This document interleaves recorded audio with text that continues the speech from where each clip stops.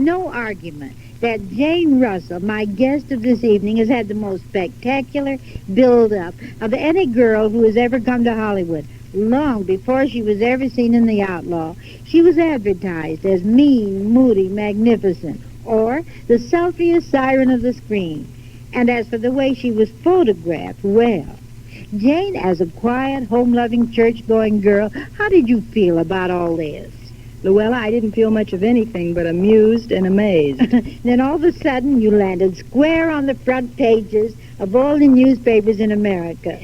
Yes, that was when the only Japanese shell that was ever dropped in the United States fell practically in my lap. You know, I never did hear just what you were doing in Santa Barbara that day in 1941. Oh, I was doing what I was always doing in 1941, having my picture taken. I can't believe I was the Jap's only objective. Anyway, Howard Hughes, my producer, was delighted. You see, up until then, I'd never been seen on the screen, and naturally the fan magazines wouldn't use any of my pictures. And yet all the time, as we insiders well know, that in addition to getting into the movies, your chief objective was to be as happily married as you are today to Bob Waterfield, football star. That's right. Oh, I did have a secret ambition, Louella. I bet I know what it is. You wanted to sing. I hope you'll sing for us tonight. Oh, I'll sing at the drop of a hat. Say, tell me, how did you come by this singing ambition originally? Blame it all on my mother. Every morning, instead of blasting me out of bed with an alarm clock, she woke me up with an old Ella Fitzgerald recording that went something like this. You say you love me, you swear that you do, but how can you love me and be so untrue? Oh, oh, what do you know about love? Jane, the way you croon that could lead to almost anything. Well, it didn't lead to The Outlaw, Louella, but The Outlaw led to my singing professionally when they sent me on a personal appearance tour with it. They wanted me to be a straight man to a comedian, but I begged so hard that they finally let me sing The Man I Love. Oh, let's hear the way you did it.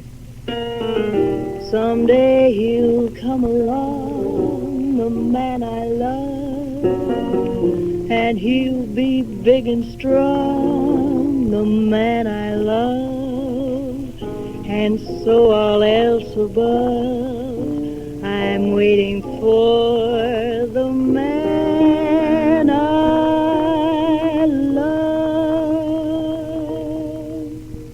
Oh, that was lovely, Jane. And the next song I remember your singing was Buttons and Bows. Do you realize that I never actually sang that until the night of the Academy Awards? Bob Hope is the one who sang it in our picture, The Paleface, you know. And I had to launch myself with it before the most critical audience in the world. It's still one of my pet tunes. Mine, too. How about giving us a sample? East is east and west is west, and the wrong one I have chose.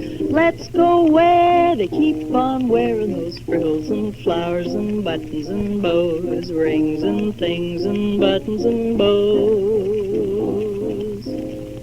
You know, Jane, I heard you at the Academy Awards, and that critical audience applauded you to the echo. I hear you have two sensational tunes in your new picture, His Kind of Woman. How about giving us a sample of that, too? Oh, I'm sorry. I wish I could. But Howard Hughes says we've all got to wait to hear those until the picture's released. But I'll tell you what. I'll sing you one of my pet tunes of the moment by way of saying goodbye. This is such an oldie that it's new again right now.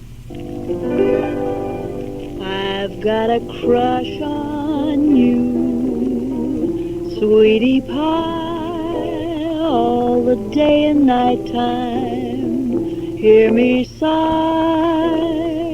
I never had the least notion that I could fall with so much emotion. Could you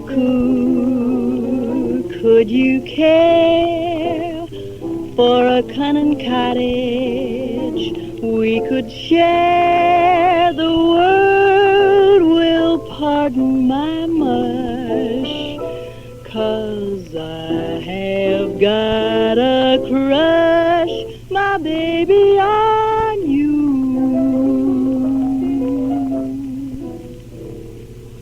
Jane, all I can say to that is, I wish my mother had waked me up to records instead of hitting me over the head with headlines. Thanks for being here tonight. I loved it. Thank you. Good night. Good night.